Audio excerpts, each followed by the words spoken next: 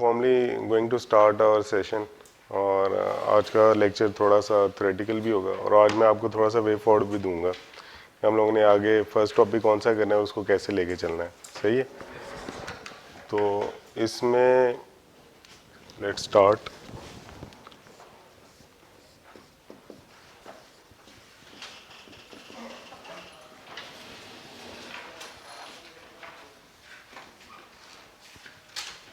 आप प्लीज़ आप लोग ना ये नोट भी करते हैं।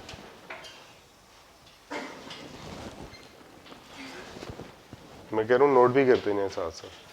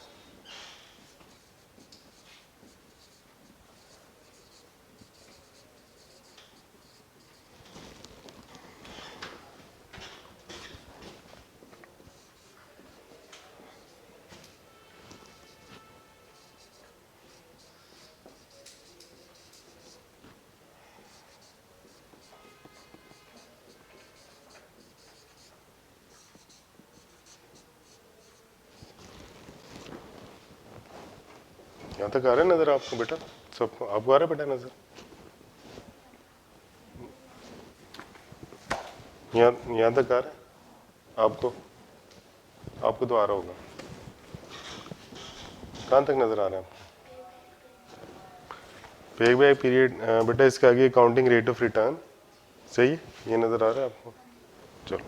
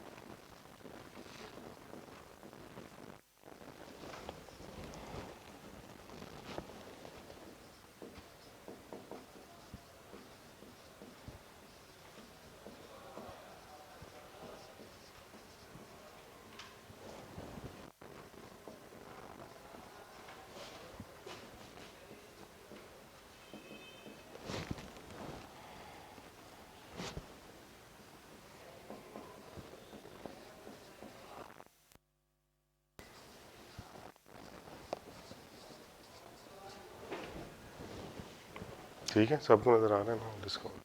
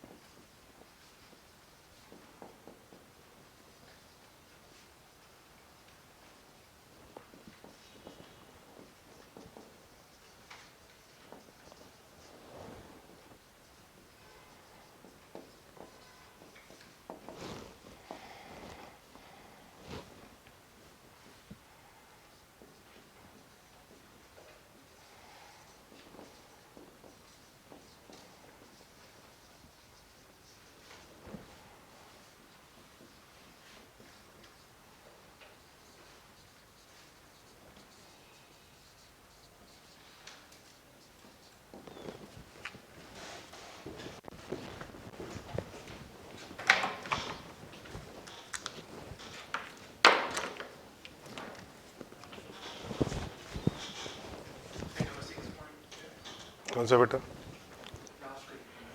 Compare results.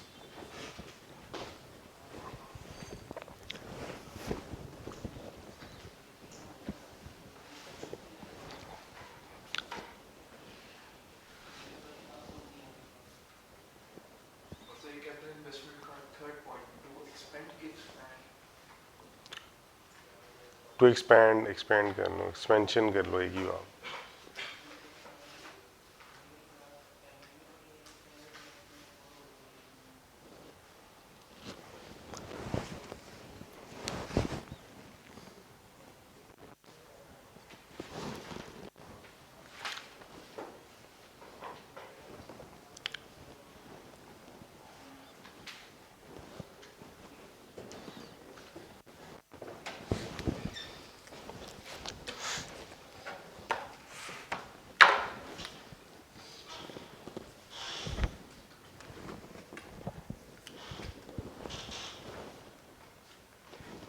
जी बेटा डन, करें स्टार्ट? चलें जी। अच्छा, first of all we are going to start financial management. आपका जो कल मैंने आप लोगों को सिलेबस शेयर किया था उसमें जो सबसे लास्ट वाला चैप्टर है, रिमेंबर, इन्वेस्टमेंट अप्रेजल वाला, वहाँ से हम लोग स्टार्ट करेंगे। It's a pure finance topic, financial management topic, and from here we are going to start और आगे सारी चीज़ों को बिल्डअप करेंगे। सही है? पहले इन्वेस्टमेंट अप्रेजल करेंगे, फिर कॉस्ट ऑफ डेट करेंगे, फिर उसमें सोर्सेज ऑफ फाइनेंस है उसको लेके आगे चलेंगे, फिर उसके बाद वर्किंग कैपिटल मैनेजमेंट है, इस तरह करके फिर आगे बाकी टॉपिक आगे पीछे कर सकते हैं। लेकिन we are going to start purely from finance. Finance में 3 टॉपिक सबसे पहले करने हैं, investment appraisal, sources of finance और कॉस्ट ऑफ डेट या कॉस्ट ऑफ इक्विटी स्लैश वैक। ये 3 टॉपिक सबसे पहले करने हैं। सही हो गया? This is going to set your base for finance, financial management as well. इसमें यही टूल्स हैं, यही टेक्निक्स है that you are going to use in MFA, CFAP और फिर उसके बाद MSA का जो लास्ट वाली हमारी स्टेज है। ठीक है? So we start with MFA। अच्छा जी, पहला टॉपिक है investment appraisal. This is a topic. अब ये टॉपिक है, ये हमारा उसके अंदर फ्लो चलेगा, लॉजिकल फ्लो। इस फ्लो में हम लोगों ने जाना है। सही है? इसमें सबसे पहले पढ़ेंगे जी फाइनेंशियल मैनेजमेंट को थोड़ा सा डिफाइन किया है, पढ़ेंगे सबसे पहले उसको देखेंगे, फिर उसके बाद आ जाएंगे इन्वेस्टमेंट अप्रेजल। इन्वेस्टमेंट अप्रेजल क्या होती है? इन्वेस्टमेंट अप्रेजल में सबसे पहले देखेंगे डेफिनेशन या उसकी एक्सप्लेनेशन। सही है? उसके बाद इन्वेस्टमेंट अप्रेजल टेक्निक्स कौन कौन सी होती हैं उनको स्टडी करेंगे। इसमें आ जाता है आपका बेसिक टेक्निक में देखो तो पे बैक पीरियड आ जाता है। Then we are going to study accounting rate of return. So ये बेसिक टेक्निक है जज करने के लिए इन्वेस्टमेंट अप्रेजल। सही है? अब ये वाली दोनों हम लोग कर रहे होंगे, इसको भी देखेंगे, इसको भी देखेंगे। अब जो एडवांस टेक्निक्स आ जाती है ना, ये देखें, इसमें एडवांस टेक्निक्स में वी हैव NPV, IIR, ये पढ़ा था कल हम लोगों ने सिलेबस। आप लोग प्लीज वो भी निकाल वाले अगर पेजेस हैं आप लोगों के पास तो।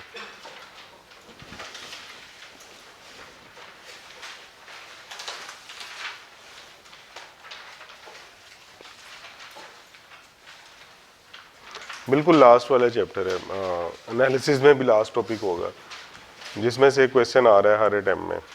बिल्कुल लास्ट चैप्टर है बेटा। कौन सा? Chapter number 17, right? चलें,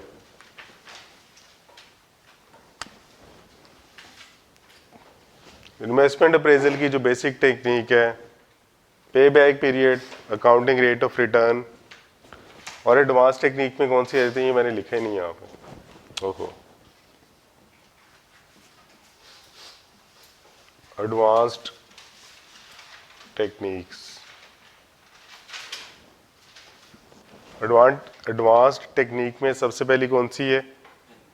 NPV, IIR, MIIR और APV। ठीक है? कॉमनली और ज़्यादातर प्रैक्टिस में यही 4 टेक्निक्स यूज़ हो रही होती हैं। There could be another sophisticated technique, but these are well known method for advance technique.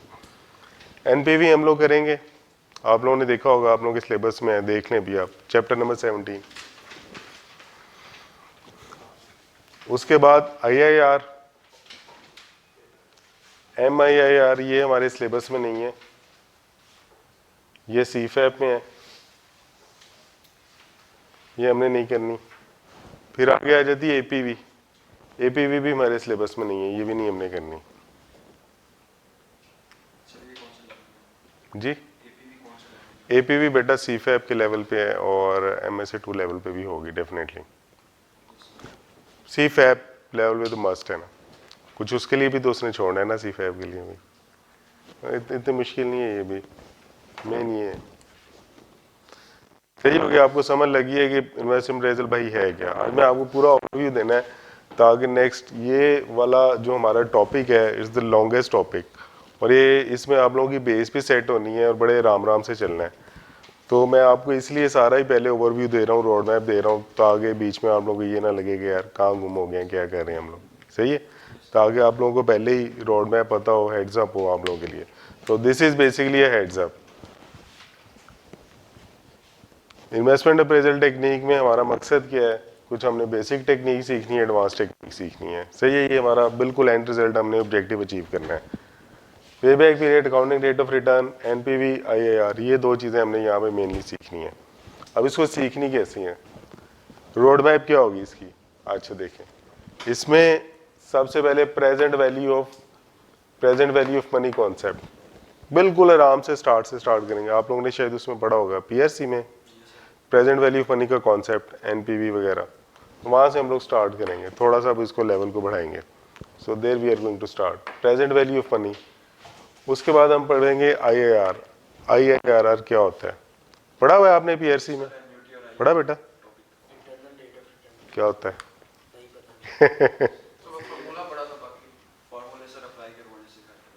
Formula apply करवाया था, सही है।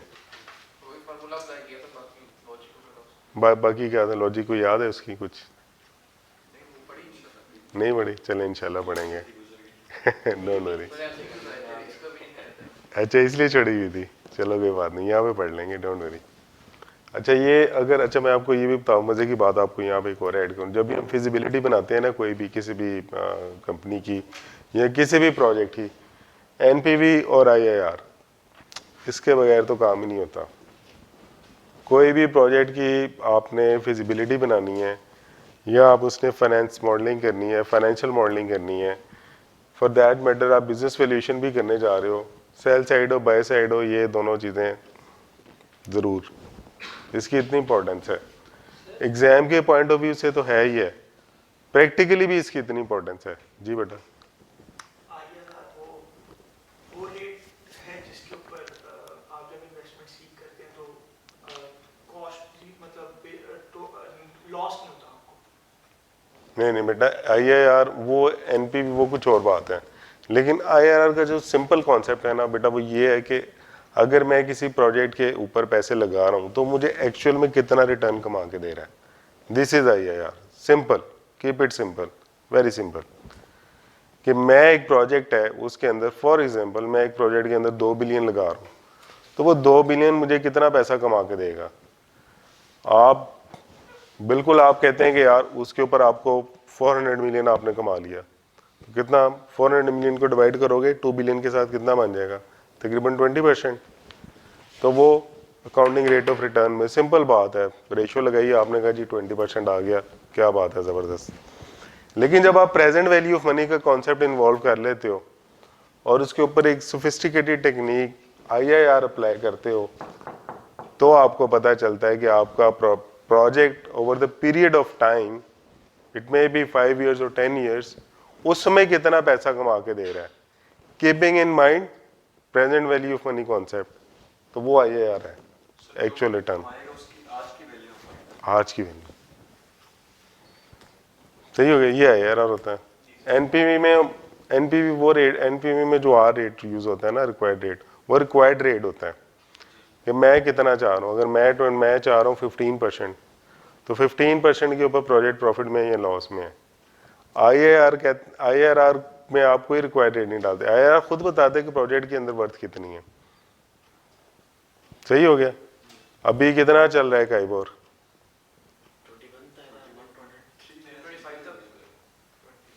20 पॉइंट कुछ था, कुछ इस तरह ही है, 21 तक है। काइबोर चल रहा है 21।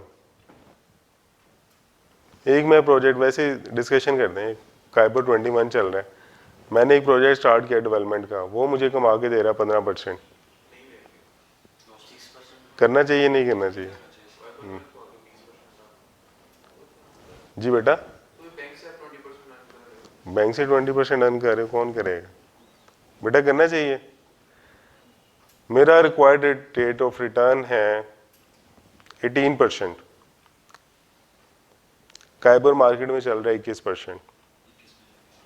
ठीक है, और मैं कह रहा हूँ ये जो प्रोजेक्ट है, मैं शूज़ मैन्युफैक्चरिंग एक सेटअप करने जा रहा हूँ फैक्ट्री, उसके अंदर जो मेरा रिक्वायर्ड रेट 18% है, तो काइबर 21% चल रहा है।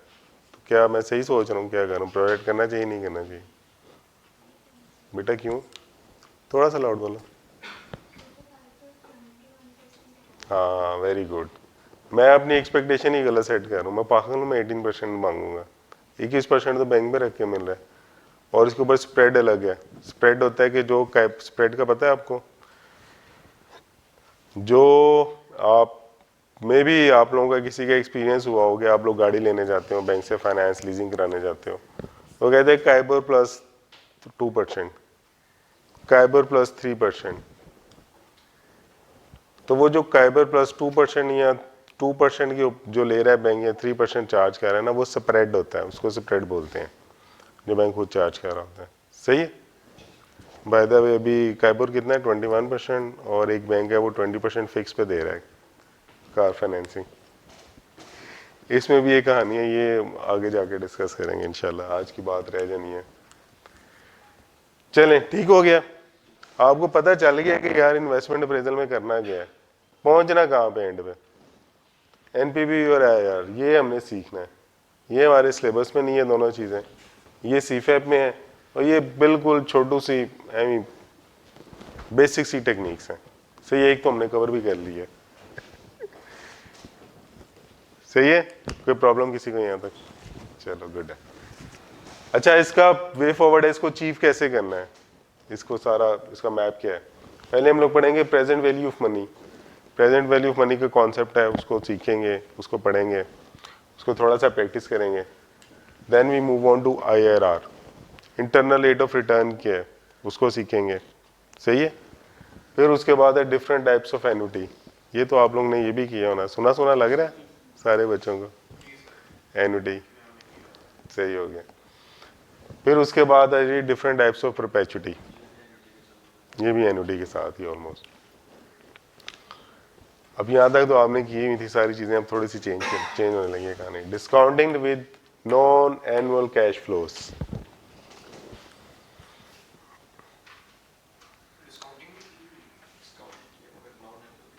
हाँ ये सीखेंगे इसको बड़ी डिटेल में ना। इसमें बेसिकली क्या होता है कि जो इन्वेस्टमेंट अप्रेजल होती है ना, इसमें जितने भी कैश फ्लो आते हैं ना, हम लोग एज्यूम कर रहे होते हैं कि वो पीरियड के एंड पे अकर हो रहे हैं सारी कैश फ्लो। मतलब अगर आपको 5 साल का डेटा दिया हुआ है, तो आप कहते हो कि पहले जो कैश फ्लो आएगा वो साल के एंड पे, पहले साल के एंड पे, दूसरे साल के एंड पे, तीसरे साल के, मतलब सारे कैश फ्लो साल के एंड पे हैं, एरियर्स में, या सारी कैश फ्लो साल के स्टार्ट में है।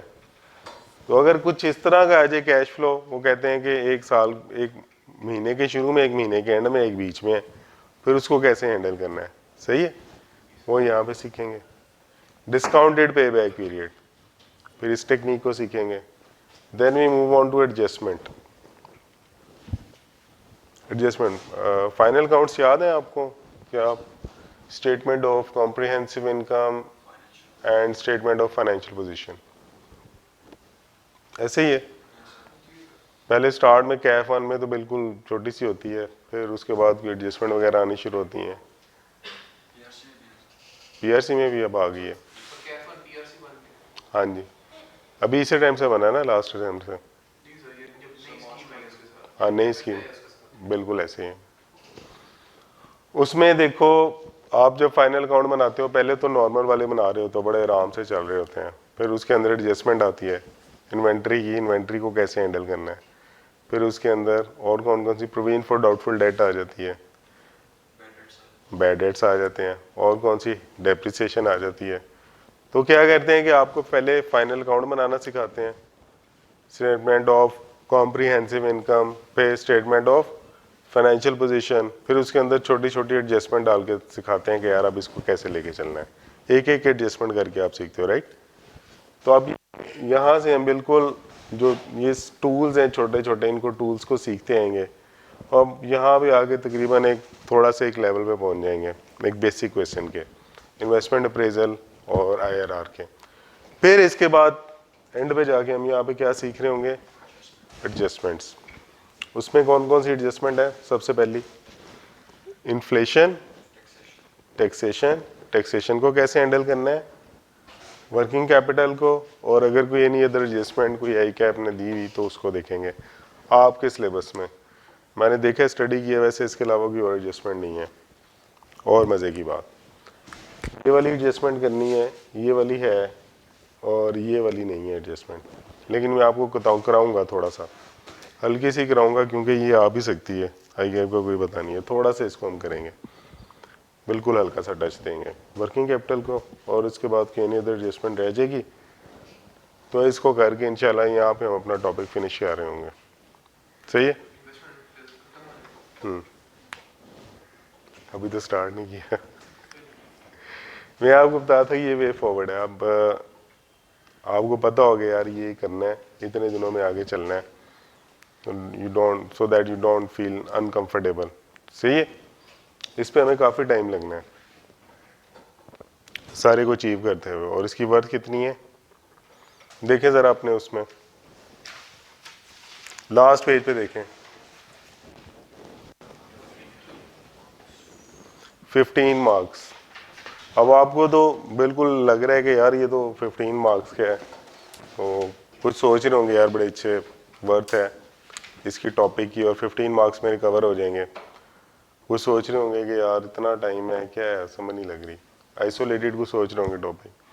अच्छा, मैं आपको बताने लगा हूँ, ये जो मेरी बात बड़े ध्यान से सुननी है, ये जो सारी चीज़ें हैं ना, ये एक फ्लो है, फाइनेंस एक फ्लो में चलनी है।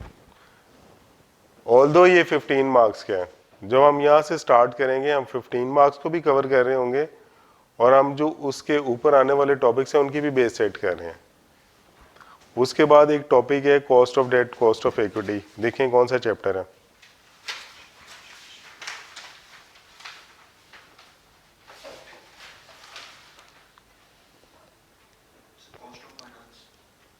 जी बेटा कौन सा चैप्टर है, 12। अब बेटा मज़े की बात यह है कि आप 12 चैप्टर ना इसके बगैर आप कर ही नहीं सकते। अगर आपका ये वाला टॉपिक मिस हो गया ना तो चैप्टर 12 कभी इधर से जाएगा, कभी उधर से जाएगा, कभी उधर से जाएगा, चैप्टर 12 नहीं होना। वो भी आ रहा है 10-15 मार्क्स का, इसमें कॉस्ट ऑफ डेट है, कॉस्ट ऑफ इक्विटी है, और एक वैक है, weighted average cost of capital. ये वो वाला टॉपिक इसके बगैर नहीं होना।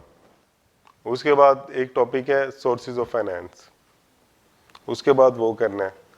अब वैक के ऊपर जो आएगा वो सोर्सेज ऑफ फाइनेंस है। सो ये सारे टॉपिक आपस में इस तरह लिंक हैं, सही है। ये फाइनेंस एक पूरे फ्लो में चलती है, जिस तरह हमारी अकाउंटिंग फ्लो में चलती है, ये भी फ्लो में चलती है, स्टेप बाय स्टेप चलती है। स्टेप बाय स्टेप से भाई की बात से, बेटा आपका नाम अब्दुल्ला, अब्दुल्ला की जो बात है स्टेप बाय स्टेप, उससे मुझे एक और चीज़ याद आई, हर स्टेप्स के मार्क्स हैं यहाँ पे, लिटरली हर स्टेप्स के मार्क हैं। जिस तरह फाइनल अकाउंट की वो जो बैलेंस शीट, वो जो स्टेटमेंट ऑफ फाइनेंशियल पोजीशन है, उसको बैलेंस करने का सिर्फ 1 मार्क होता है, पता है आप लोगों को इस चीज़ का, एक जस्ट 1 मार्क। तो यहाँ पे हमने आंसर नहीं निकालना, हमने ये स्टेप्स लगाने, ये सारे स्टेप्स हैं जो हम आहिस्ता आहिस्ता सीखेंगे। तो जिसके जितने जितने स्टेप्स ठीक होते जाएंगे उसको उतने मार्क्स मिलते जाएंगे। It's all about concepts and conceptual practice, सही है। तो ये सारे स्टेप्स है, बेसिकली हम लोग स्टेप्स सीखते जा रहे होंगे।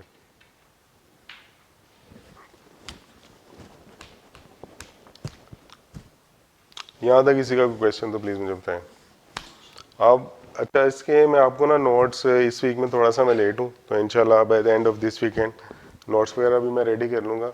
मीनवाइल आप ICAP की बुक पढ़ सकते हैं, या आपने कोई और बुक रेफ़र करनी है तो यू कैन रेफ़र। इस मैंने आपको फ्लो दे दिया, डिटेल दे दी है, और इसके अकॉर्डिंगली आप किसी भी बुक को कंसल्ट कर सकते हो, आपका राइट है। ठीक है, बाकी मैं आपको नोट्स दूंगा इंशाल्लाह, इस वीकेंड तक मैं बना लूँगा, नेक्स्ट वीक से मैं देने शुरू कर दूँगा। ठीक हो गया, चलें जी। आज ये तो आपको मैंने दे दिया इन्वेस्टमेंट अप्रेजल, वो जो आप आगे करेंगे अगले 2 और 3 वीक्स में, उसका सारा हेड्सअप दे दिया। अब हम स्टार्ट कर रहे हैं फाइनेंशियल मैनेजमेंट। फाइनेंशियल मैनेजमेंट होती क्या है?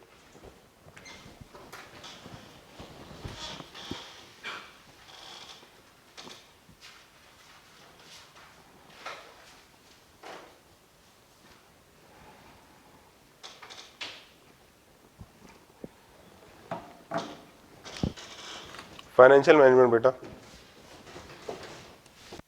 फाइनेंशियल मैनेजमेंट में ना हम लोग 2 चीज़ें कवर करते हैं, where to invest from where to get investment. पहला सवाल, वे टू इन्वेस्ट, पैसा लगाना किधर है? आपने पैसा करंट एसेट्स में लगाना है, पैसे बने हुए आप, या आपने नॉन करंट एसेट्स में लगाना है? So the first question is where to invest money, current asset में, नॉन करंट एसेट्स में। फिर नॉन करंट एसेट्स के अंदर, चलो पहले नॉन करंट को डिस्कस कर लेते हैं। नॉन करंट के अंदर आपने प्लांट खरीदना है, मशीनरी खरीदनी है, हाँ प्रॉपर्टी प्लांट इक्विपमेंट क्या खरीदना है, आपने लैंड खरीदनी है, लैंड खरीद के उसके ऊपर पैसा कमाना है, आपने क्या करना है? So first you need to decide where to invest the money, पैसा कहाँ पे लगाना है? करंट एसेट्स पे भी आ सकते हैं आप वो छोटे छोटे वो जो होते हैं, क्या कहते हैं उसको, बॉन्ड्स हैं, ये 3 महीने के अंदर मेच्योरिटी आ रही है, उसमें पैसे लगा दो, स्टॉक्स में पैसे लगा दो, शेयर्स में पैसे लगा दो। पैसे लगाने कहाँ पे? पहला सवाल है पैसा लगाना कहाँ पे है? Financial management, you first question you ask yourself is where to invest the money, पैसा कहाँ पे लगाना है?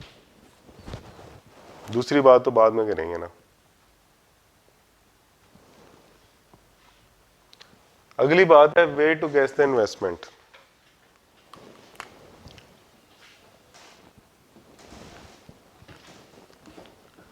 कहां से आना चाहिए पैसा? पेंट की फैक्ट्री लगानी है आपने, अब्दुल्ला ने पेंट की फैक्ट्री एक सेटअप करनी है, वो कह रहे हैं यार सर मुझे बहुत शौक है, पेंट की फैक्ट्री लगानी है, मैंने कुछ पैसे मेरे पास हैं और कुछ मैं पैसे उठा भी सकता हूँ, समझ नहीं लग रही क्या करूँ, कैसे पैसे डालूँ फैक्ट्री के अंदर। फिर वो मेरे पास आएगा मेरे ऑफिस में, मैं उसको बिठाऊंगा, मैं उसको चाय पिलाऊंगा, फिर मैं उसको समझाऊंगा, इधर आओ अब्दुल्ला मैं तुम्हें समझाता हूँ। तो अब्दुल्ला को हम गाइड करेंगे कि अब्दुल्ला ने इक्विटी से कितना पैसा उठाना है और कितना पैसा उठाना है, और इस दोनों का कितना एवरेज रखना है कि अब्दुल्ला को जो इन्वेस्टमेंट वो डाले वो कोई 17% के पास कॉस्ट कर रही हो। वैसे ही तुक्का, वैसे ही जस्ट एन एग्जांपल, मैं टारगेट कर रहता हूँ कि यार ये कॉस्ट ऑफ कैपिटल जो है ना, जो सरमाया डाल रहे हैं उसकी कॉस्ट 17% से ऊपर ना हो। अभी पॉसिबल है ये? अभी तो पॉसिबल ही नहीं है, अभी तो काइबर ही खाली 21% का। From where to get the investment, financial management, ये फाइनेंशियल मैनेजमेंट की गेम है। डेट से पैसा लेना है या इक्विटी से पैसा लेना है, और कैसे? एक कंपनी चल रही है, चलती चलती कंपनी को मसला आ गया, अभी इनफैक्ट मैं किस तरह के क्लाइंट भी कर रहा हूँ, अब वो ना, चले मैं आपको रियल टाइम उसकी देता हूँ पिक्चर। वो उनको प्रॉब्लम ये आ रही है, उनको चलते चलते ना आइडिया हुआ कि उन्होंने ना कैपेक्स में सारा पैसा डाल दिया, कैपिटल एक्सपेंडिचर। एक फैक्ट्री पहले चल रही थी, उन्होंने दूसरी भी सेटअप कर ली, तो सारा उन्होंने कैपिटल एक्सपेंडिचर डाल दिया उसके अंदर, दोनों फैक्ट्रियों के अंदर। अब सारा पैसा स्टक हो गया, बाउंड हो गया। अब वो जो पहले फैक्ट्री चल रही थी उसके ऑपरेशन चलाने हैं, उसके ऑपरेशन चलाने के लिए चाहिए वर्किंग कैपिटल।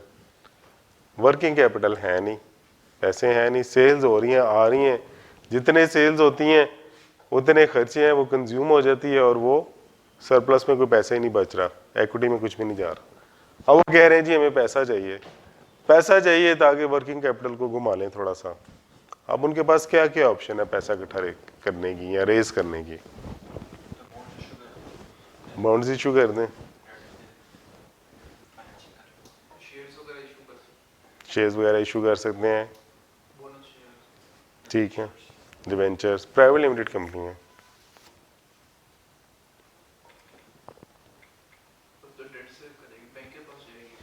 दो ही ऑप्शन है, या तो बैंक के पास चली जाएं या वो अपने जो शेयर्स हैं वो बेच दें और पैसे इकट्ठे कर लें। तीसरी कोई ऑप्शन नहीं है। बैंक के पास उन्होंने जाना नहीं है, तो we are left with one option कि अपने शेयर्स को सेल आउट करना है।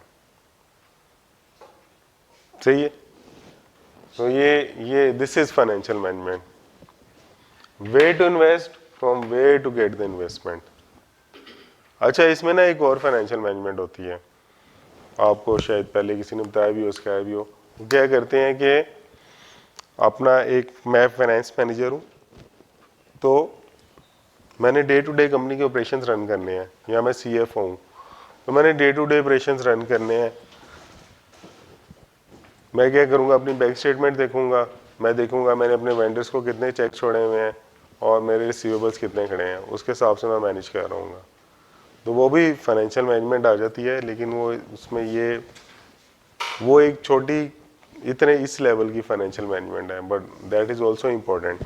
लेकिन ये दूसरी तरह की फाइनेंशियल मैनेजमेंट की हम बात कर रहे हैं, बड़े लेवल की, बड़े कैनवस पे प्ले कर रहे हैं, ठीक है। Capital investment CN, capital investment CN क्या होता है जी, क्यों लेते हैं? To maintain profit. आपने कोई भी कैपिटल इन्वेस्टमेंट करनी है, उसकी 2-3 रीजन दी है बेटा। पहली रीजन टू मेंटेन प्रॉफिट, आप चाहते हैं यार मैं जितने प्रॉफिट अर्न कर रहा हूं वो मेंटेन रहे, उसके लिए कैपिटल इन्वेस्टमेंट का क्या ताल्लुक है? जैसे अभी आपने एग्जांपल दी थी कि उन्होंने सारा कैपिटल एक्सपेंडिचर में इनका इन्वेस्ट कर दिया हुआ था, उनके पास वर्किंग कैपिटल ही नहीं बचा, तो उनके प्रॉफिट कम होने हैं। हाँ, तो इस वजह से उन्हें फाइनेंसिंग करनी पड़ेगी। फाइनेंसिंग करनी पड़ेगी, ठीक है। वो कुछ और बात है, वो तो सारा कुछ वैसे ही चल रहा है, वो तो कैपिटल, वो तो पैसा नहीं है, वर्किंग कैपिटल चलाने के लिए नहीं है। आप बताएं जी बेटा। सर कि एक्सपेंशन में पैसा लगाना है या कंपनी में इन्वेस्ट करना है day to day operation run करने के लिए, जिसमें ताकि प्रॉफिटेबिलिटी मेंटेन रहे। थोड़ा सा और सोचो, आप पहुंची हो बात पास। और किसी ने ट्राई करनी है बेटा? आप करेंगे ट्राई?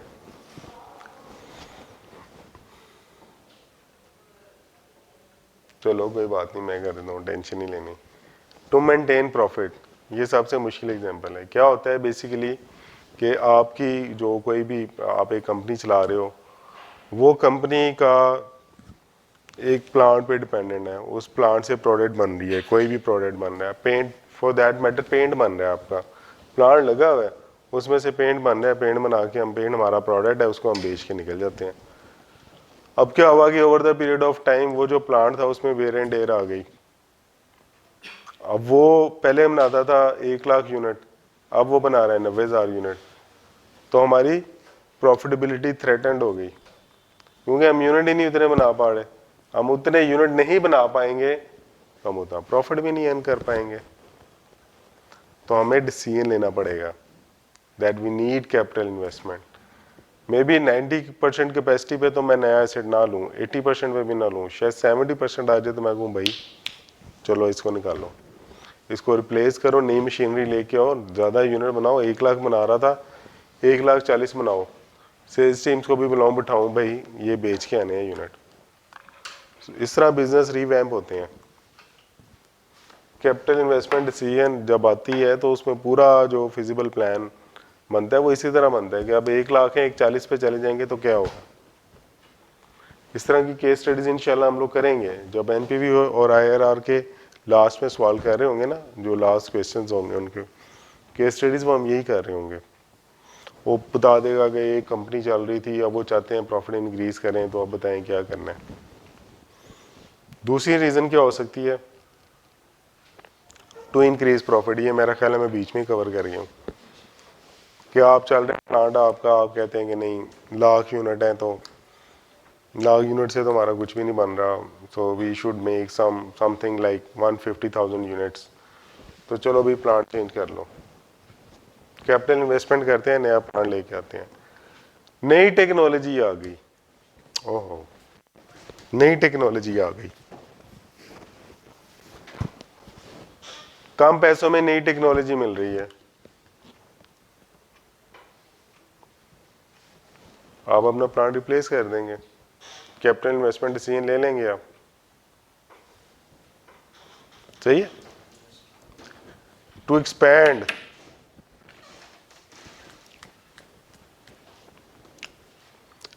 एक्सपेंशन के लिए जब जाना होता है कंपनीज ने तब भी कैपिटल इन्वेस्टमेंट डिसीजन करेंगे, ये तो बहुत ही सिंपल बात है। कैपिटल इन्वेस्टमेंट डिसीजन लेने की जो लास्ट रीजन है दैट इज एक्सपेंशन। जब आपने एक्सपेंशन में जाना है तो आपने नया एसेट लेना ही लेना है, ठीक हो गया। अब थोड़ा बड़ा सोचना शुरू करें, अब आपने फाइनेंशियल एनालिस्ट बनने जा रहे हैं,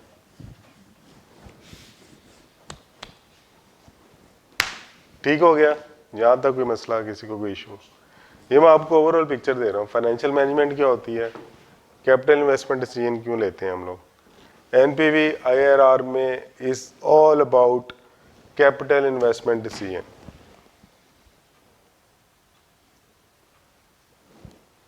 इस यूज करेंगे डिसीजन लेने से पहले यूज करेंगे वो प्रोसेस एनपीवी का या लगा के फिर करेंगे कि इन्वेस्टमेंट डिसीजन क्या लेना। बिल्कुल, ये डिसीजन मेकिंग और सीएमए में हमने पढ़ा था, डिसीजन मेकिंग जी बेटा, किस तरह से लेते हैं डिसीजन में, हाँ अच्छा वेरी गुड क्वेश्चन, मैं इसका आंसर देता हूँ आपको। देखो जो आपने सीए में पढ़ा है ना डिसीजन मेकिंग, वो होती है short term decision making, it is with in 1 year, छोटी डिसीजन मेकिंग। उसमें अजम्पशन यही होती है, शायद आपने सीवीबी एनालिसिस किए हो तो उसकी अजम्पशन में एक बात लिखी हुई है कि ये जो सारी डिसीजन मेकिंग है ये 1 साल के अंदर अंदर की होती है। उसको हम लोग ये एक नाम और भी देते हैं सीएमए को, शॉर्ट टर्म डिसीजन मेकिंग। बेटा ये जो चीज़ है ना, ये capital investment it's a long term decision, इसीलिए इसके अंदर time of value of money का कॉन्सेप्ट आता है। जो पाकिस्तान में वैसे माजरत के साथ जो इधर हमारी कंट्री में हालात जा रहे हैं, यहाँ पे तो with in year he time value of money का कॉन्सेप्ट आ गया, लेकिन अजम्पशन थ्योरेटिकली यही है कि आप over the period of time जो डिसीजन है जो कि कंसर्न है कैपिटल इन्वेस्टमेंट के साथ, वो उसको हम लोग यहाँ पे कवर करते हैं। जो सीएमए वाली थी वो शॉर्ट टर्म डिसीजन मेकिंग है, इंपॉर्टेंट वही बहुत है। As a CFO, as a chartered accountant हम लोग का यही काम है, जब हम बड़ी इंशाल्लाह जब आप बड़े होंगे जॉब वगैरह भी स्टार्ट करोगे तो फाइनेंस सीएफओ उस लेवल में बड़े होकर हम ये चीज़ें नीचे देख रहे होते हैं। शॉर्ट टर्म डिसीजन मेकिंग भी कर रहे होंगे आप लोग, ये भी कर रहे होंगे, कोई आपकी कंपनी में नई कैपिटल इन्वेस्टमेंट आ रही है उसको ये भी देख रहे होगे आप, कोई छोटी शॉर्ट टर्म डिसीजन मेकिंग है, कोई वर्किंग कैपिटल मैनेज करना है उसको भी देखोगे आप, आपने उसके अंदर सीवीपी एनालिसिस करने हैं वो भी आप देखोगे शॉर्ट टर्म में, सही है। तो सारी चीज़ें आप देखनी है आपने सारी हैं। शॉर्ट टर्म डिसीजन मेकिंग आप लोग पढ़ रहे हो, आप लोग लॉन्ग टर्म डिसीजन मेकिंग पढ़नी है आपने, और which is purely related to capital investment. NPV और आईआरआर अगर मैं आपसे पूछूं किससे रिलेटेड होती है तो आपको क्या आंसर आएगा आपका बेटा, कैपिटल एसेट, कैपिटल इन्वेस्टमेंट। और इन्वेस्टमेंट अप्रेजल को इस तरह भी आप कर सकते हो,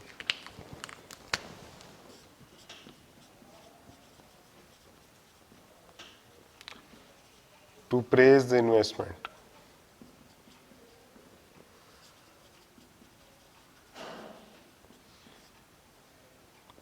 और ये इसको इन्वेस्टमेंट आपके एसेट्स और मोस्टली आपके नॉन करंट एसेट्स।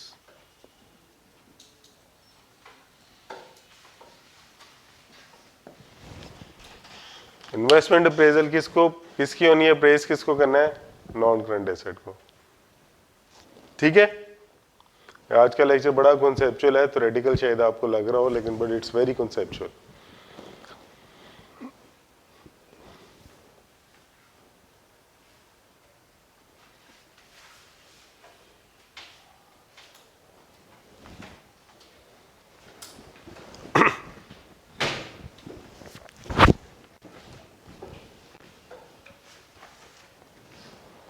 चलें जी, आगे चलें। Yes sir. Capital budgeting process.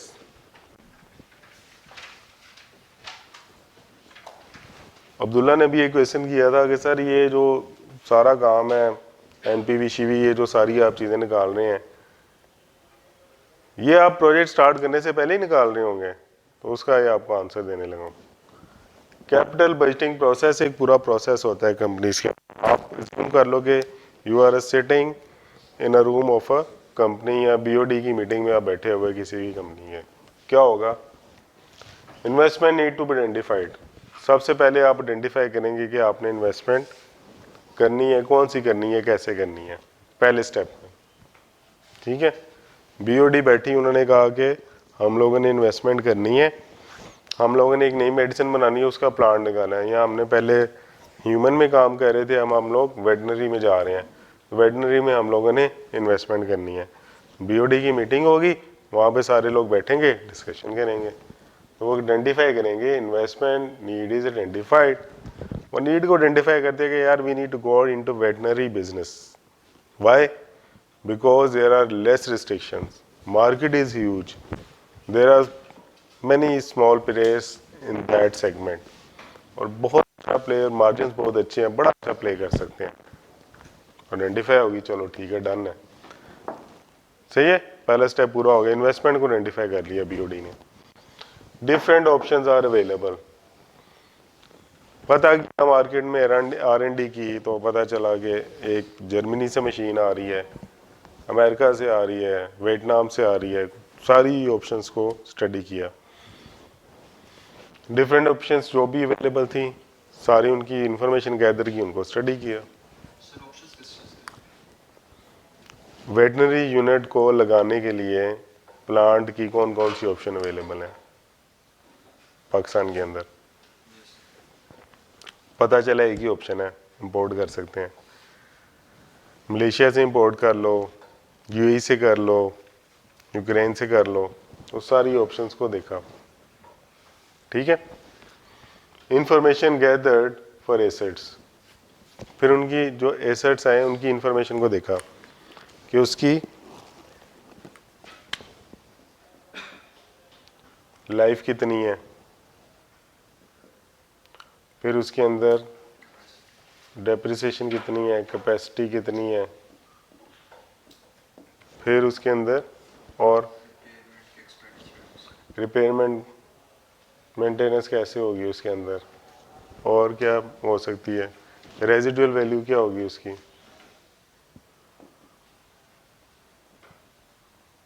ये सारी चीज़ें हमने उसकी डिफरेंट मशीन्स को रख के कंपेयर करेंगे। सर इंपोर्ट लीज पे हो सकती है? इंपोर्ट लीज पे यस। देखी नहीं मैंने कभी।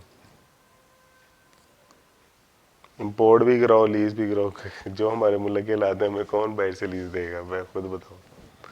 और हमारी जो सिंपल वाली लीज है उसकी एलसी नहीं खुल रही। मैंने कहा ना भाई, तुम्हें मतलब मुझे कोई, आपको पता ही नहीं है हमारी परसेप्शन क्या बनी हुई है इंटरनेशनल मार्केट में। हमें कोई पैसों की नहीं दे रहा मशीन, तो लीज किसने तो करके देनी है। लोग यहाँ पे, मैं आपको बता रहा हूँ फ्रेंकली, ये बड़ा रियल टाइम बात है। और अनफॉर्चुनेटली हो ये रहे कि अभी यहाँ पे डॉलर्स लोगों के पास लोकल करेंसी है, कहते हैं यार बाहर तुम पे कर दो, मशीनरी खरीद लो, यहाँ पे मुझे डिलीवर कर दो, जितने पैसे लेने ले लो, क्योंकि एलसी पे पाबंदी लगी हुई थी, पता है आप लोगों को, एलसी नहीं खोल रही थी, lease is far far far away. Data is gathered to analyse the best option. अब इनमें से देखते हैं हम लोग कि बेस्ट ऑप्शन कौन सी है। सारा life capacity, residual value, depreciation, ये सारी चीज़ें, तो जो बेस्ट ऑप्शन होती है उसको सिलेक्ट करके उठा लेते हैं। इसमें एक मेथड यूज़ होता है एसेट रिप्लेसमेंट मेथड और एलसीएम मेथड, वो हमारे सिलेबस में नहीं है, वो सीफैप में है।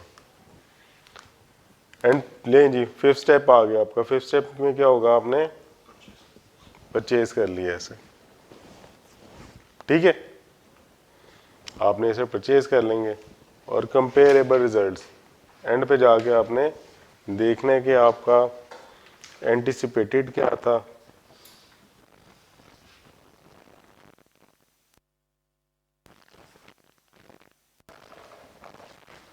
Versus actual. आप कैपेसिटी आपकी है 1,00,000 यूनिट, तो वो 98,000 यूनिट एडवर्स इम्पैक्ट आ रहा है। हो सकता है वो 1,00,001 भी बना दे, अदर वे राउंड भी तो हो सकता है ना, पॉजिटिव भी तो सोचो। ये था G capital budgeting process. Sir ये हमने प्रोडक्शन या मैन्युफैक्चरिंग बिजनेस के एंगल से देखा है ये बजटिंग। सर दूसरे बिजनेसेस के लिए भी पॉसिबल होती है क्योंकि ये सारी बात हमने एसेट के एंगल से की। तो दूसरे अगर सर्विसेज का कोई है बिजनेस तो वहाँ पे तो एसेट्स नहीं होंगे। नहीं, सर्विसेज में एप्लीकेबल नहीं ना होगा। सर्विसेज में क्या एसेट खरीदोगे नहीं आप, वहाँ पे फिजिबिलिटी बन सकती है, लेकिन वहाँ पे दूसरी आ जाएगी, प्रोजेक्ट चलाना चाहिए या नहीं चलाना चाहिए, आ सकती है वहाँ पे भी। उसमें कैपिटल एसेट की अप्रेजल नहीं होगी उसके अंदर, ठीक है। उसके अंदर किसी और तरह से कोई और चीज़ आ जाएगी, उसकी इंटेलेक्चुअल राइट्स आ सकते हैं, इंटेलेक्चुअल प्रॉपर्टी, कोई इस तरह की चीज़ें आ सकती हैं। हाँ, आपका क्वेश्चन इस हद तक ठीक है कि ज़्यादातर ये उसमें अप्लाई होती है, किस में भला, मैन्युफैक्चरिंग में। ठीक हो गया, क्लियर है सारी चीज़ें, सबको फिलॉसफी पता चल गई है इन्वेस्टमेंट अप्रेजल की, रोड मैप भी पता चल गया है, और आज हमने थोड़ा सा इसको कवर भी किया है। और फिर हमने ये भी देखी है इन्वेस्टमेंट अप्रेजल होती क्या है, उसका प्रोसेस क्या फॉलो होता है, और ये जो इन्वेस्टमेंट अप्रेजल बीओडी में होगी वो ऐसे होगी। ये आपकी बुक में नहीं चीज़ें लिखी हुई, ये प्लीज़ इनको note down. Paper point of view से हाँ हाँ, इसकी बगैर तो समझ ही नहीं लगेगी, आपको पूरी ओवरऑल पिक्चर दिखा दी है। बजाय इसका अदर वे राउंड क्या होता है, मैं आपको आता स्टार्ट से ही मैं आपको कहता कि यार चलें प्रेजेंट वैल्यू ऑफ मनी सीखते हैं, प्रेजेंट वैल्यू ऑफ मनी क्या होती है। मैं आता आपको कुछ भी ना बताता, मैं आपको प्रेजेंट वैल्यू ऑफ मनी यहाँ पे हेडिंग देता, मैं स्टार्ट कर देता पढ़ाना, यार ये प्रेजेंट वैल्यू ऑफ मनी है, ये सीख लिया। मैंने आपको पहले ही सारा एक किस्म का आप कह लें कि अपना लेक्चर थोड़ा सा टाइम ज़्यादा लगाया है, सही है, ताकि आपको ओवरऑल पता हो, पिक्चर पता हो। अब आप करेंगे ना चीज़ें, अब आपको ज़्यादा अच्छी समझ लगेगी। पेपर पॉइंट ऑफ व्यू से यस, इसकी इतनी ज़्यादा इम्प्लीकेशन नहीं है, आपके एमसीक्यूज आ सकते हैं, उसमें चीज़ें आ सकती हैं, ये आपके उसमें है ही नहीं, बुक में नहीं है। ये ओवरऑल कहानी है, ये ओवरऑल कहानी आपको बुक में नहीं मिलेगी, तो ये सारा प्रैक्टिकल है। आपको पता तो चले ना यार, इन्वेस्टमेंट अप्रेजल पढ़ रहे हो, सीख रहे हो, वजह क्या है, कर क्यों रहे हो, एंड टू एंड आपने देख लिया कि कर क्यों रहे हो, मसला क्या है।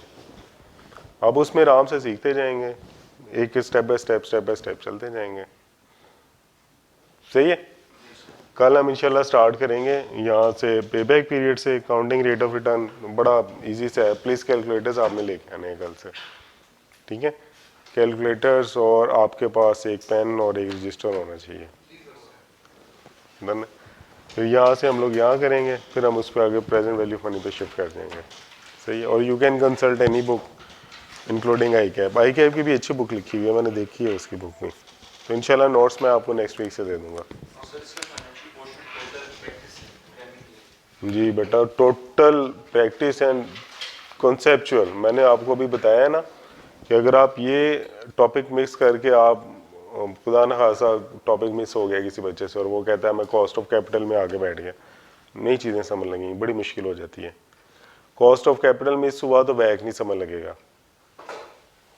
बैक मिस हो गया तो फिर आगे वो सोर्सेज ऑफ फाइनेंस में मसला होगा। सारा ऐसे जुड़ा हुआ है, कॉन्सेप्चुअल और इंतहा का ऐसा फ्लो के साथ है। एक टॉपिक मिस हो गया दूसरा समझ नहीं लगेगा, आइसोलेशन में भी पढ़ना इसको बड़ा मुश्किल है। और क्रैमिंग वाला तो सीन छोड़ दो ना, क्रैमिंग वाली तो कोई बात ही नहीं है, टोटल कंसेप्चुअल। आपको ना मैं इंशाल्लाह इस वीक में या नेक्स्ट वीक में ना एक स्टडी दिखाऊंगा।